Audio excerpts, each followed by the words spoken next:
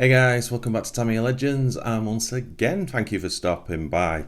So we're on to the next instalment of my TT02B Project Performance, and I have absolutely loved this series of videos.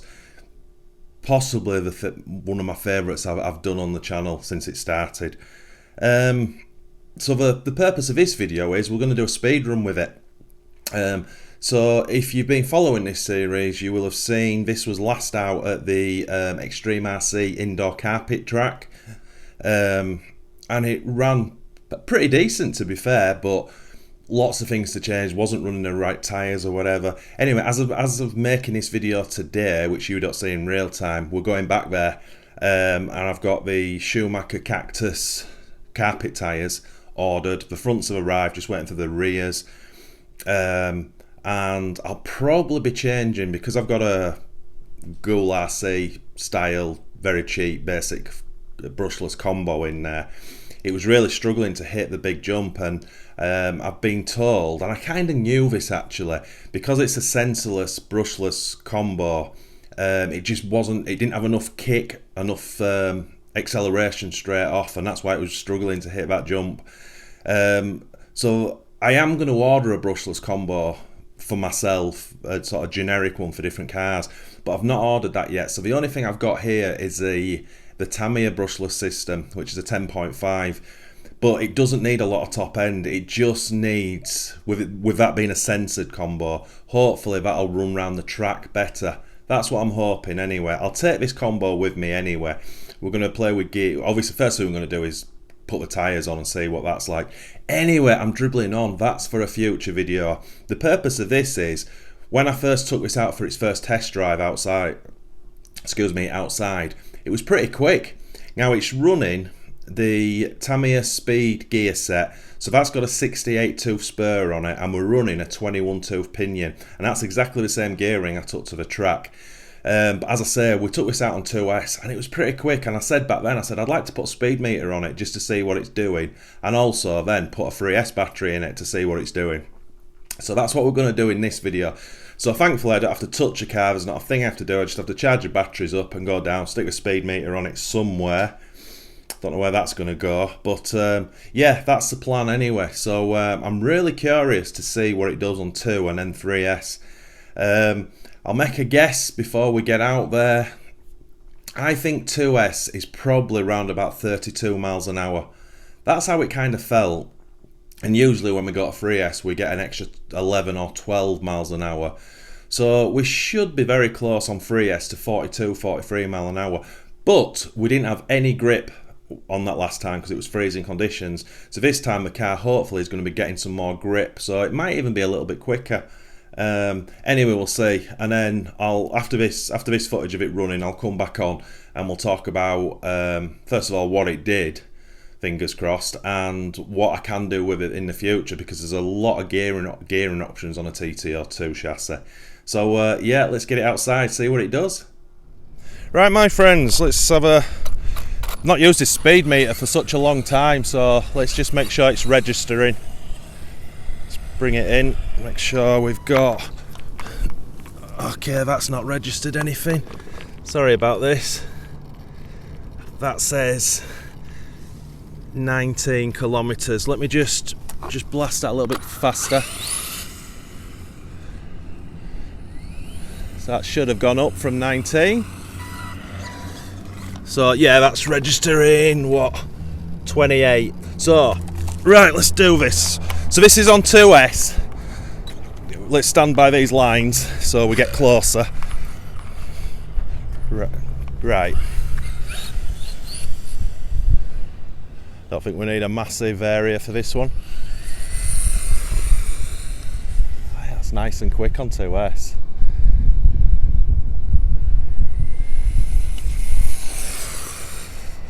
Nice and smooth as well. Right. Let's bring that in. Right, let's see what we got. Hold it up so we get not glare. So that's done 57 kilometers an hour, and that's on 2S. So I'll just put a picture up of what that is in miles per hour. Right, 3S time. 57 kilometers an hour. Want to make sure we keep the tyres on. It's pulling. Sorry, I'm just starting the steering out. It's pulling a little bit.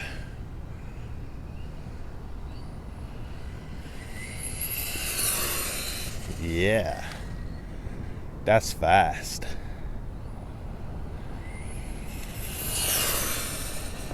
Woohoo! Let's do another one.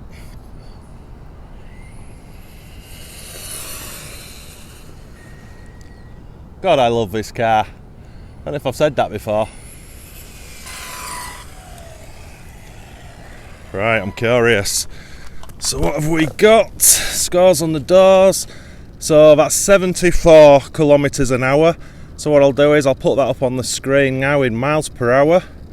And I'll tell you what we'll do. We'll just have another crack, a little bit longer. Doubt it's going to beat that, but we'll give it a little bit of a longer one.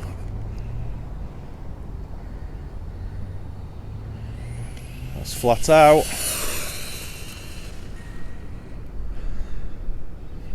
One more for good measure, eh?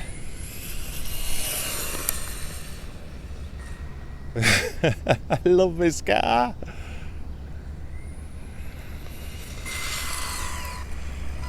And what did we get? Let's see if we improved. No, that's 74 kilometers an hour. So yeah. So my friends, when I stopped that video, I carried on running it because I wanted to drain the 3S battery a little bit more. And not long after, probably another couple of passes, I realised there was something wrong with the car. It was basically half the speed.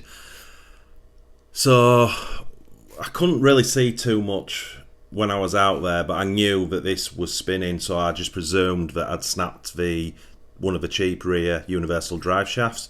But anyway, as I've obviously got it home, you can see what's happened. So yeah, basically the grub screws come loose in the uni, and then basically worked its way out. Look at the state of this hub. You see where the pins rubbed it all the way around? Well, pretty much all the way around. Look at that. Damn.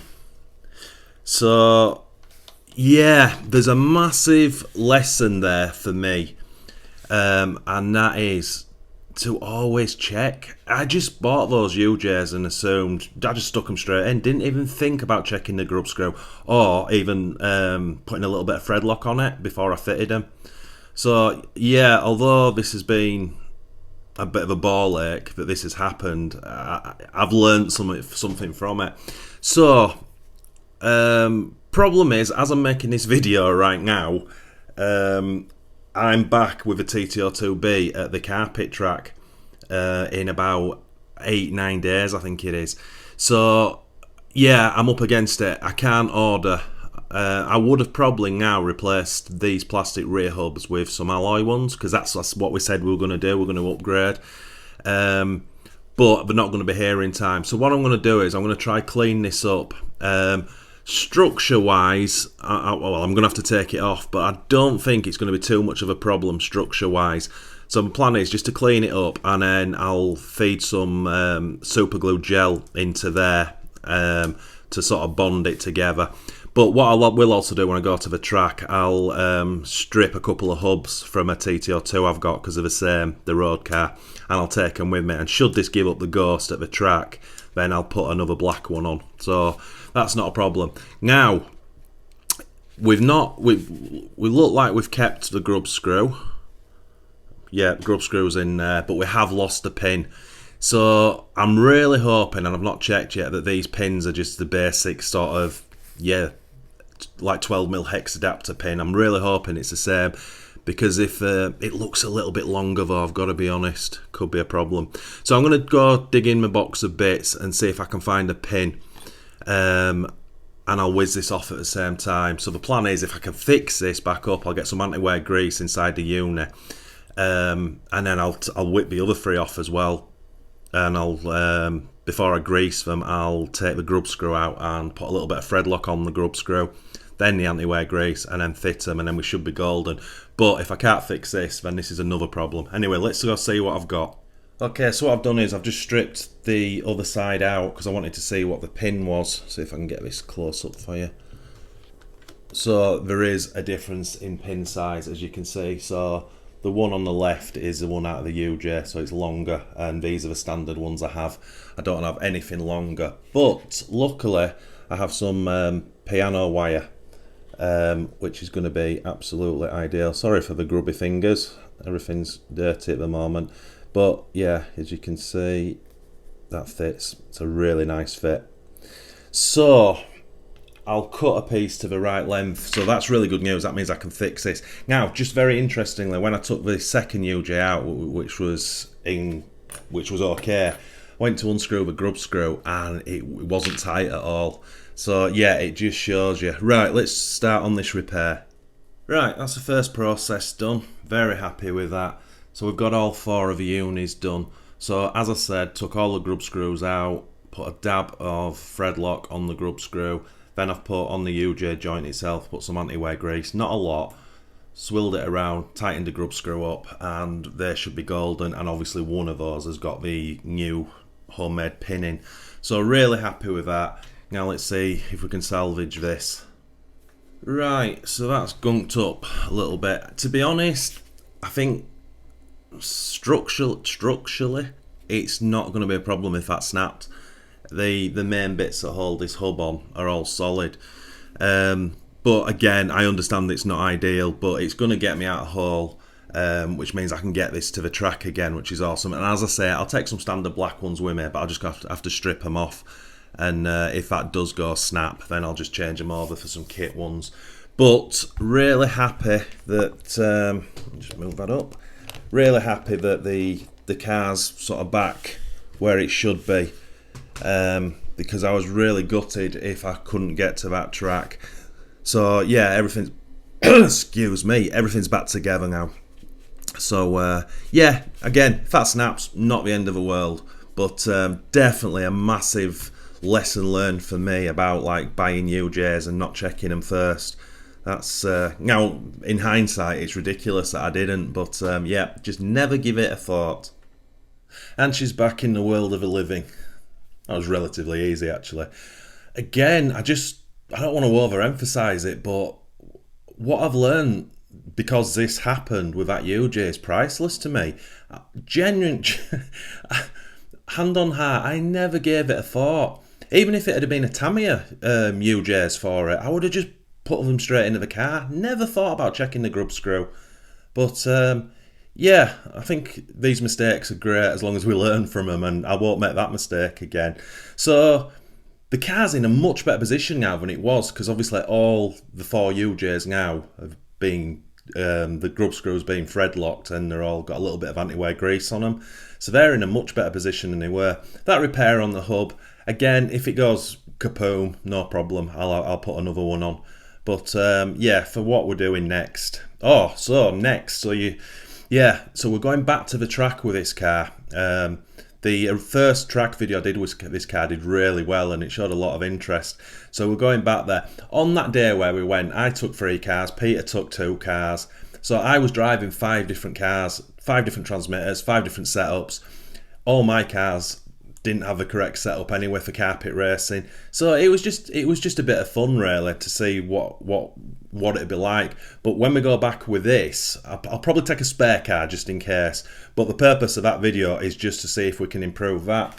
And the first thing we've finally got the carpet tyres for it. So these are the Schumacher Cactus tyres, yellow grade, pre-glued foams in them, 12mm hexes. That's what a load of you guys told me to get. Some of you wanted the hybrid fronts where they were a little bit thinner, but they just weren't. I would have liked to get 2 sets, a set of the thinner ones, Cactus something, I can't remember what it's called. Anyway, we've got them, so I'm really intrigued just by changing the tyres over when we get there. Is it going to make that big a difference? I hope it does. I'm also going to take out the cheap combo, because a load of you said, you know, with this being an uncensored one and that really small, tight, technical carpet track, that's why it wasn't hitting the big jump. It was just, well, there was a few reasons, but the brushless combo just didn't help with it being uncensored. So right now as we speak, I've only actually got a censored all I've got is a Tamiya 10.5 brushless combo, which is censored. So yeah, I mean, it doesn't have to be lightning quick. So before I go, I'll put that brushless system in there, and I think what we'll do when we get there is with a new motor setup, I'll leave the gearing as it is because it's going to be slower, but hopefully it's going to have more oomph, which is what it needs. And we'll leave the wheels and tyres on and we'll do a few laps, and just to see if that brushless system makes a difference. Fingers crossed it does. And then the next thing is to put the new wheels and tyres on, and that should make a difference. So fingers crossed at that stage we should be able to start really concentrating on lap times. And then the next stage, because obviously we've got to do this in small steps while I'm there, is probably give it a little bit more toe out on the front end. So that's the three things I've got planned for when we go back to the track. And yeah, I'm really excited about it. I don't want this. I'm not trying to compete with the proper race cars. But I think at one stage, this was doing like 19-second laps. But the experts, they can do like 13, 14-second laps. But yeah, and a lot of my laps were like 30 seconds. So there's a hell of an improvement. And it's about just getting that consistency. But if this car can do a 17 with how it was, brushless combo, correct tyres, maybe the correct steering, we might be, or at least hitting, constant 17s, and maybe try to get lower during the day. So yeah, that's the plan. I'm really looking forward to it. So anyway, sorry if this has been a long video, but I'm really loving this project, really am. Christopher, massive thank you to you. You started this project, my friend. Anyway, I will shut up. So as always, my friends, thanks so much for watching. It really is massively appreciated. If you are new to this channel, maybe give this video a thumbs up, go subscribe, turn all the notifications on, and that would be absolutely fantastic. Hey, she's fixed and ready to go. As always, my friends, happy RCing.